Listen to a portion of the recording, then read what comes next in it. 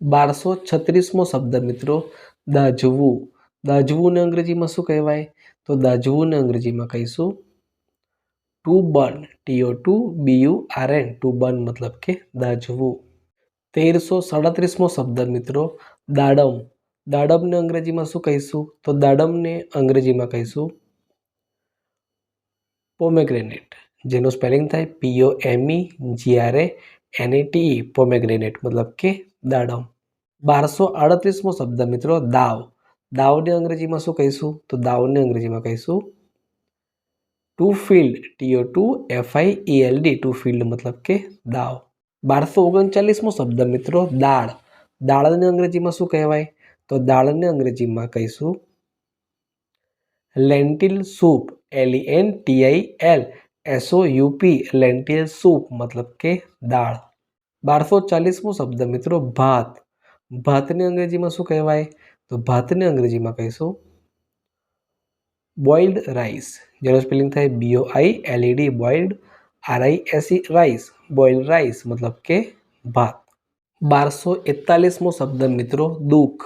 દુઃખને અંગ્રેજીમાં શું કહીશું? તો દુઃખને અંગ્રેજીમાં કહીશું પેન. PAIN, પેન મતલબ કે દુઃખ. 1242મો શબ્દ મિત્રો દુખવું. દુખવુંને અંગ્રેજીમાં શું કહેવાય? તો દુખવુંને અંગ્રેજીમાં કહીશું two hurt. TO2HURT, hurt, two hurt મતલબ કે દુખવું. 1243મો શબ્દ મિત્રો દૂધ. દૂધને અંગ્રેજીમાં શું કહેવાય? તો દૂધને અંગ્રેજીમાં કહીશું મિલ્ક. MILK, મિલ્ક મતલબ કે દૂધ. 1244મો શબ્દ મિત્રો દોડવું. દોડવુંને અંગ્રેજીમાં શું કહેવાય? તો દોડવુંને અંગ્રેજીમાં કહીશું two run. TO2RUN, run, two run મતલબ કે દોડવું. 1245મો શબ્દ મિત્રો દ્રાક્ષ. દ્રાક્ષને અંગ્રેજીમાં શું કહેવાય? તો દ્રાક્ષને અંગ્રેજીમાં કહીશું ગ્રેપ્સ. GRAPS, ગ્રેપ્સ મતલબ કે દ્રાક્ષ. 1246મો શબ્દ ધગસ.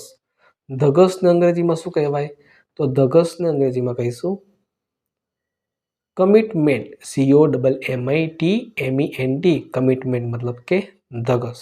1247મો શબ્દ મિત્રો ધડકવું. ધડકવુંને અંગ્રેજીમાં શું કહેવાય?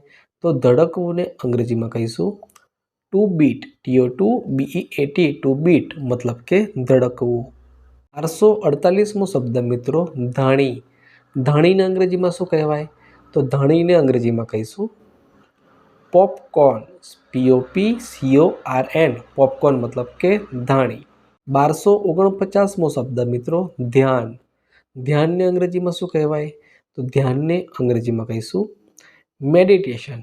MEDITATION, મેડિટેશન મતલબ કે ધ્યાન.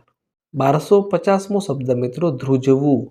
ધ્રુજવુંને અંગ્રેજીમાં કઈ રીતે કહેવાય? તો ધ્રુજવુંને અંગ્રેજીમાં કહીશું ટુ શિવર. TO2SHIVER, ટુ શિવર મતલબ કે ધ્રુજવું.